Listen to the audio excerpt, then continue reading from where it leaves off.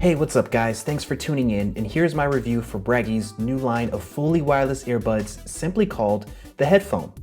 The design is almost identical to the Dash, Bragi's first line of headphones they released last year, but a big difference is that the headphone relies on physical buttons instead of touch and swipe gestures to activate commands. And the carrying case does not have its own internal battery, so you won't be able to do any charging on the go, which means the only way to charge the headphone is plugging in the micro USB cable while they're in the case. But once they're all charged and ready to go, setup is pretty simple. All you have to do is take them out of the case, then hold down on that bottom button and wait for that white light to blink. Head on over to your Bluetooth settings, select Bragi, wait for it to connect, and you're all set. And it didn't take much to get a nice fit with the headphone. Not much twisting or tilting is really required. You kind of just gently slide it in there and it fits in pretty well. And if it doesn't, there's some extra size tips included that should help.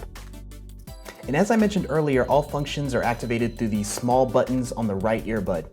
So to play and pause a song, hit once on the bottom button. To go to the next song, hit twice, and so on. I was really put off by this at first because I found myself pressing really hard on the buttons, which then jammed the headphone deep into my ear and it was really uncomfortable. But then I realized it actually didn't take that much force for the buttons to react, and that made the experience a lot better. Now that truly wireless headphones have gone mainstream, and they all seem to follow the same blueprint, each with their different sets of commands and features and whatnot, I believe Bragi saw this and purposely took a very simple approach and focused on what we mainly use headphones for, and that's listening to music.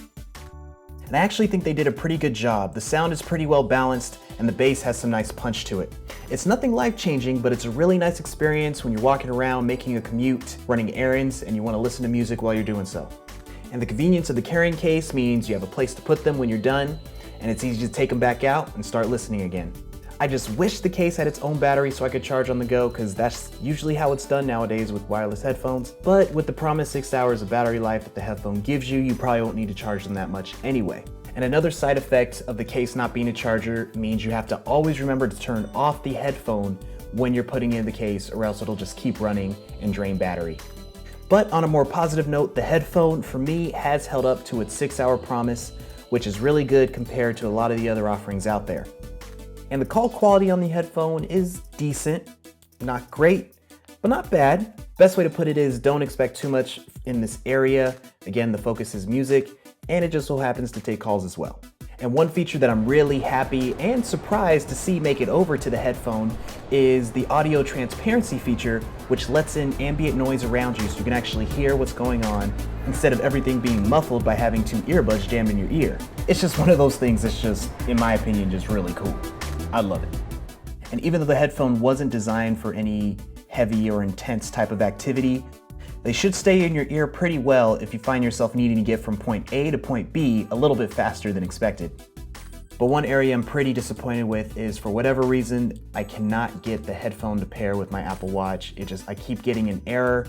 I don't know exactly what it is, but I'm pretty bummed about that. And since there won't be any additional software updates for the headphone down the line, looks like there won't be any fix for this. So is the headphone good, and is it worth buying? For the price of $149, though still expensive, the headphone comes in as one of the more affordable, truly wireless options. And instead of focusing on a whole bunch of cool features, its main focus is listening to music. And it's a pretty good experience, but the limited volume level, in my opinion, keeps it from being really good. And though dealing with buttons is not as nice as having touch or gestures, the experience was not as bad as I thought it was going to be. And the case not being able to charge the headphone on its own, though disappointing, probably is not a big deal, especially if this is your first experience with truly wireless headphones. So all in all, I do believe the headphone is a decent choice for those looking for an entry into the fully wireless world at a cheaper price point than the competition. And as long as you don't care about the limited volume or not being able to pair to a smartwatch or an Apple Watch in my case, then you might find yourself happy purchasing the headphone. If you found this review to be helpful, please like and subscribe.